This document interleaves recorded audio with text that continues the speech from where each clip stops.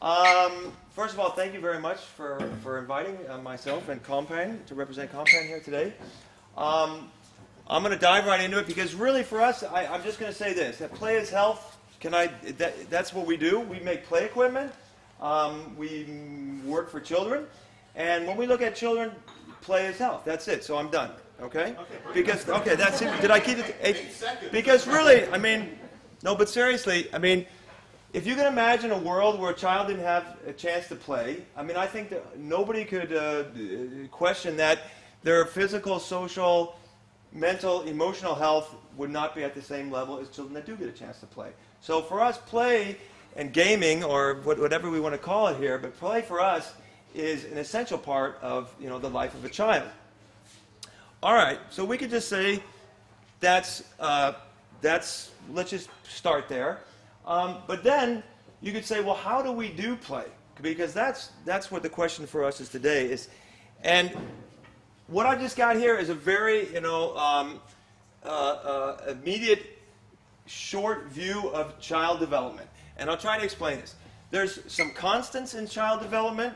All of you people come from the health sort of world, so we know pretty much for many, many years now, children have been born, and then they have to, learn to turn over and crawl and walk and speak. So this little blue dotted line should represent that. That this is kind of the same path that children go, whether they're born here or in another country, and whether they're born in this time or in a past time or in a future time, we pretty much can say they're going to go through some very similar developmental stages. However, we have a variable, and that's what this pink line represents. And the variable is that they're born in different places and they're born at different times. Okay? And so that's what we have to be attentive to all the time, is what is the situation for children today. So this could probably be a picture of me and several other of the young gentlemen here, because already way back then when we were kids, this was brought into our lives. Okay? And this was brought in by the adults. Computer, technology, even gaming way back then. So it's not something new we're talking about.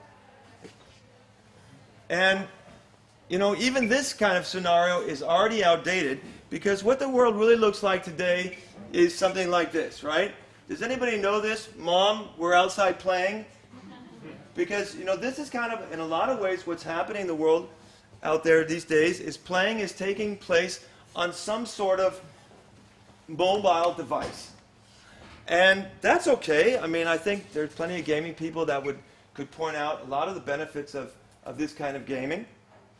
And, but there are maybe some other challenges that are happening in the world today. And this is, I'm not going to go into any big long statistics because other people can do that much better than I can, but there's no doubt that we recognize around the world, not just America where I'm from, but there's a great increase in obesity. There is a reduction in the average speed, endurance, and strength of children. So if you look at statistics from the 70s to now, children are actually, get them snit, what's that? On average, have less scores. There's a greater gap between some children who are really good sportsmen and really go to sports and train and are super active and super good. And then there's a growing gap between those who are inactive and who aren't getting that kind of social interaction either.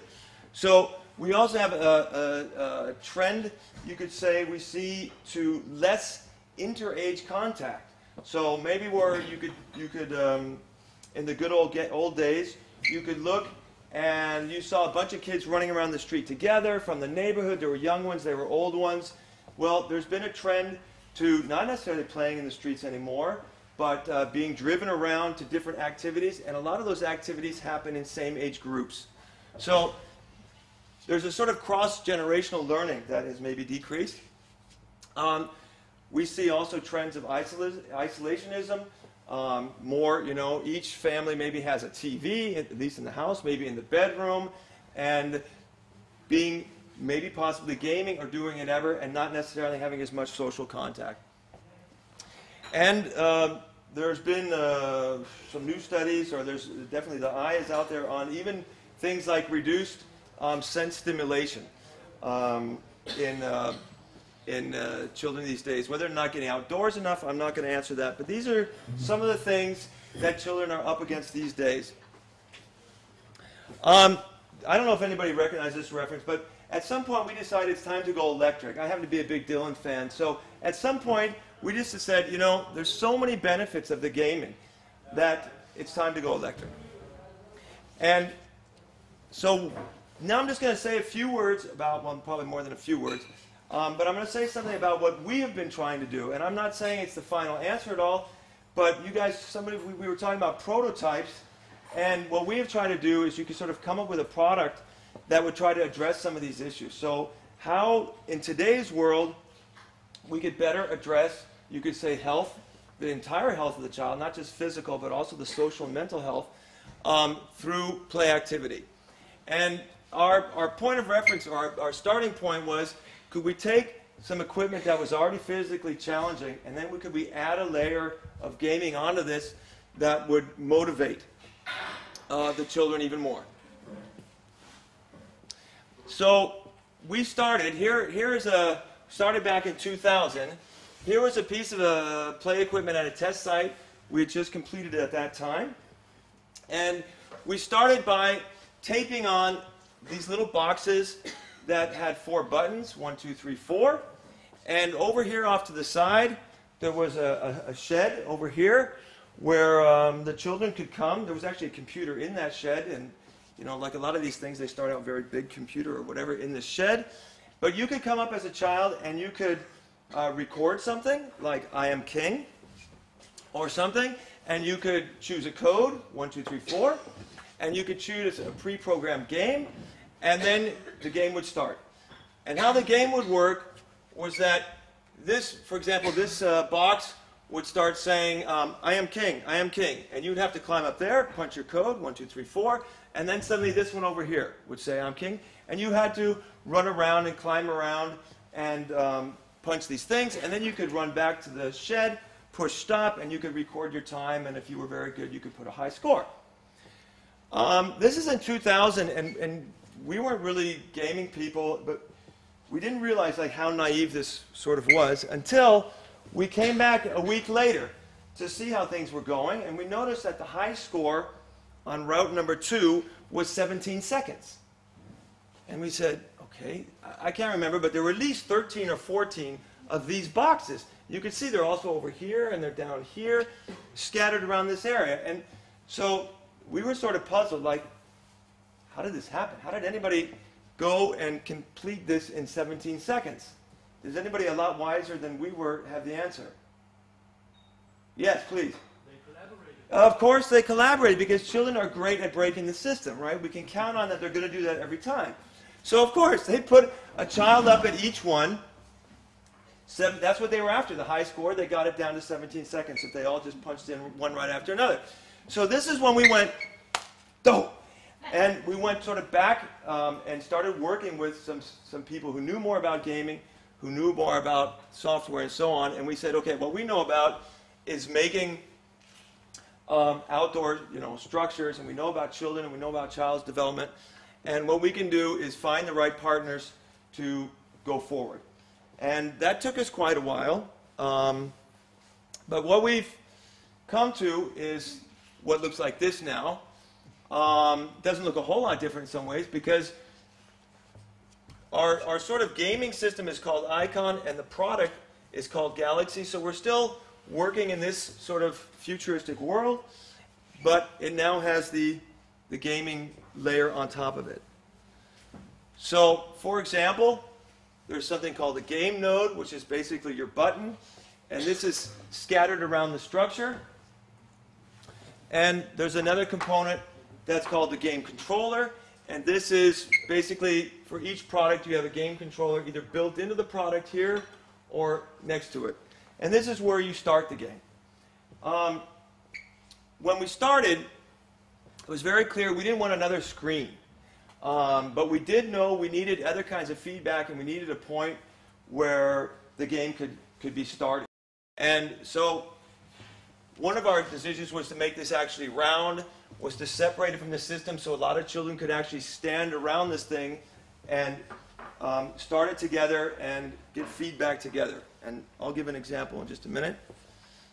But if we just look at the node, these were some of the parameters that we thought were important, that it could produce several different colors, that it could produce several different sounds, and that it could produce several different patterns. So if I show, for example, you could do red, and the red could have these three blinking, or the green could have something like this, or this purpley color could have something else. So even, for example, if you couldn't distinguish the color, you could then maybe distinguish the pattern between one or the other. Or you would get the sound as also another level of feedback from these buttons. We knew it was very important that we get this to be more than just a visual plate like this is, because if you're in a three-dimensional world out playing, this is kind of a hindrance that you have to be right in front of something before you can see it. So this idea of making something that could actually be seen almost around the corner was important for us with this light ball. We even had very big discussions about if the sensor should be just with a touch kind of technology, or if it still should be a button like tactile experience. And the tactile people won out because we really felt that even if you were reaching up here to make contact, if you just kind of swiped it, you wouldn't maybe know if you actually registered, but to have that feeling of, yes, I have registered was important for us. Then you have the game controller, and this is where you get the action started. This is where you can go in and you can choose between different games that you can play on the structure. You can choose the number. You can choose your color, for example, and I'll give you a game example because I know this is a bit hard to follow if you don't have an example of a game. But this is where you start it. As the game's being played, you get feedback here, and then eventually you can see your result, and if you can put your high score. Okay. So for example, here they're playing a game that's a bit like tug-of-war, and this is showing who's pulling more this direction, and they're getting some feedback while they're playing. So, a game. Okay. When we got to the games, we know that there's some great games, there's some great game designers, but we also had to recognize the limitations of being, or maybe not the limitations, but this special world of being in the outside environment. When you're in the inside environment and everybody's sort of focused on one space right here, I think it's possible to make more complexity right here. When you're out and there's all kinds of other things going on, and it may start raining or whatever, and more kids are running in, and you've got quite a big three-dimensional thing to deal with, we chose to start with games that children sort of already knew. So traditional games like capture the flag, this team against that team, or things like just even chasing after your color, for example. So things that they could read very quickly, but things they could also grow in and could grow to another level with. So in this example, how am I doing? You're doing great. Okay, good. I was talking about the whole performance, not just the time. Oh, okay, good. So if you see here, one tower, they're lit up in red, and one they're lit up in green. That actually has already been changed because there was something about distinguishing between green and red is not only easy for all people. So now actually it's blue against red, but this was at a test site. And the way this is played, very simple. You choose the game, you start. Half the structure lights up red, half the structure lights up green. So the red team finds out that if they push a green button, it turns red. So if you're the red team, you want to get as many buttons pushed red as possible. Okay, and there's a time limit. The green team is trying to push the red buttons and make them green. As they do this, on the game controller, there's lights showing how many red are lit, how many green are lit. Every time a red one changes, it changes here. So I, as a spectator, if I'm tired or not ready to join the group or whatever reason, I can also take part from the game controller and be saying, yes, the red team is ahead, go, go, go, you've got 35 seconds, 34, 33, go, So, again, what's interesting here to see is that what the children actually do. So most of the time, if you divide into two teams, we could divide these two teams, and I'll say, you're the red team and you're the green team, and I guarantee you, like, the whole green team just runs over and pushes all the red buttons so they get green, and the whole red team runs over or whatever. But each team just goes like this, they push the other buttons, and they realize, oh, we're still at a standstill. So we're going to have to develop some other kind of strategy. We're going to have to talk to each other, like have like a plan, like you guard these ones while we go out and attack those ones, and so on. But the basics of the game are very simple and are very, you could say, based on other child traditional games. So afterwards we see that, for example, I like to just stand in front of one button and let nobody get to it. That's kind of my thing sometimes, and just be really annoying and just nobody, I'm guarding this one, right? And then we get in a little struggle and so on. So if you weren't the one to really climb, if you weren't the fastest one, then maybe there's still a position for you in this game, which was very important if we go back to sort of social health and emotional health out on the playground. This is important that all children can be a part of